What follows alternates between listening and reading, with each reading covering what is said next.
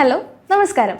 Unmasking physiotherapy in Germany എന്ന സീരീസിൻ്റെ second എപ്പിസോഡിലേക്ക് സ്വാഗതം. നമ്മൾ ഈ സീരീസിൻ്റെ ഫസ്റ്റ് എപ്പിസോഡ് വീഡിയോ ചെയ്തപ്പോൾ ഒരുപാട് പേർ ചോദിച്ചൊരു ക്വസ്റ്റ്യൻ ആണ് എന്തുകൊണ്ട് ജർമ്മനി എന്നത്.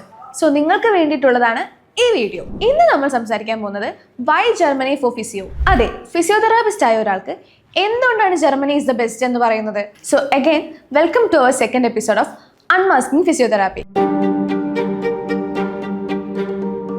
എന്തുകൊണ്ട് ജർമ്മനി എന്ന ക്വസ്റ്റ്യന് first answer obviously that's German health care system തന്നെയാണ്.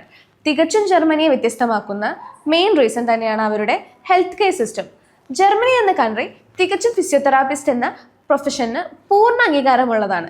പേഷ്യൻസിൻ്റെ രോഗനിർണയം മുതൽ റീഹാബിലിറ്റേഷൻ വരെ ഫിസിയോ പ്രവർത്തകർക്ക് ഡിസിഷൻ മേക്കിംഗ് പവർ ഉണ്ട്.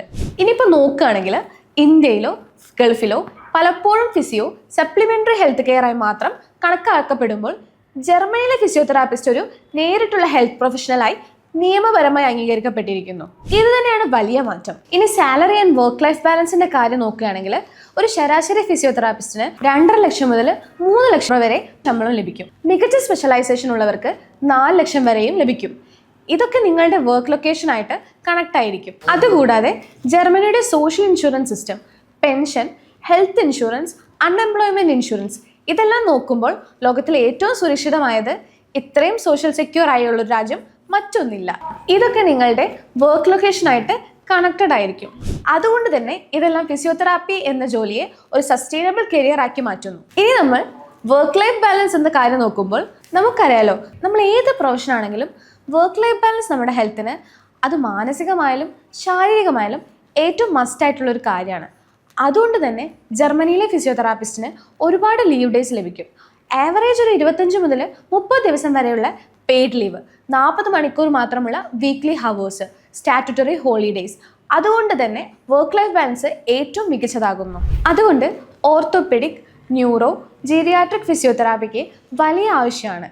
ഇതുപോലെ തന്നെ ഗൾഫിലും ഡിമാൻഡ് ഉണ്ടെങ്കിലും ലീവ് പോളിസീസ് കുറവാണ്, കോൺട്രാക്ട് സേഫ്റ്റി കുറവാണ്. ഈ കാര്യങ്ങളിൽ ജർമ്മനി എപ്പോഴും മുന്നിലാണ്. അടുത്തതായിട്ടുള്ള ഒരു റീസണാണ് പ്രൊഫഷണൽ സ്റ്റാറ്റസ് ആൻഡ് റെക്കഗ്നീഷൻ. അടുത്തൊരു വലിയ കാര്യം, ജർമ്മനിയിൽ ഫിസിയോതെറാപ്പിസ്റ്റിന് സ്വന്തം licence, registration, code of ethics എന്നിവ ഉറപ്പാണ്.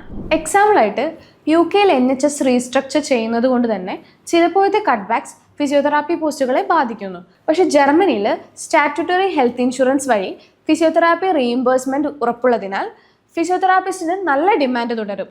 അതിനാൽ പ്രൊഫഷണൽ സ്റ്റാറ്റസ്, റെക്കഗ്നീഷൻ, സാലറി എല്ലാം ജർമ്മനിയിൽ ബാലൻസ്ഡ് ആണ്. ഇനി അടുത്തതായിട്ട് ലാംഗ്വേജ് ആൻഡ് ഇൻ്റഗ്രേഷൻ.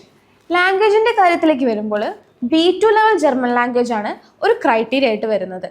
പേഷ്യൻസ് ആയിട്ട് കമ്മ്യൂണിക്കേറ്റ് ചെയ്യുമ്പോൾ അത് നമുക്ക് അത്യാവശ്യമാണ്. പക്ഷെ കുറച്ച് കഷ്ടപ്പെട്ടിട്ടാണെങ്കിലും നിങ്ങൾ ഈ ലാംഗ്വേജ് പഠിച്ചാൽ ഓൾമോസ്റ്റ് ഒരു 10x ബെറ്റർ ലൈഫാണ് നിങ്ങൾക്ക് ഉണ്ടാവാൻ പോകുന്നത്. അതെ, ഈ ലാംഗ്വേജ് ബാരിയർ ഇന്ത്യയിലോ മിഡിൽ ഈസ്റ്റിലോ ഇല്ല. പക്ഷെ നിങ്ങൾക്ക് ഈ ലാംഗ്വേജ് പഠിച്ചാൽ നിങ്ങൾക്ക് EU മുഴുവൻ ഉയർന്ന ഡിമാൻഡുള്ള ഒരു ഫിസിയോതെറാപ്പി കരിയർ തന്നെ ലഭ്യമാകുന്നത്.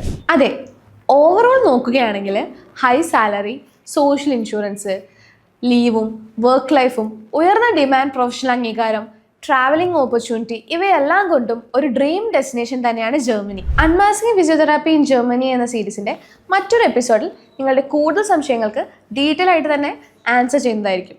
പിന്നെ ഹെൽപ്ഫുൾ ആയിട്ട് തോന്നുന്നുണ്ടെങ്കിൽ സബ്സ്ക്രൈബ് ചെയ്യുക. നിങ്ങൾക്ക് ഫിസിയോതെറാപ്പി കരിയറിനെ പറ്റി അറിയാനുള്ള എന്തും കമൻറ്റിൽ പറയാനും മറക്കരുത്. Stay tune. ബൈ.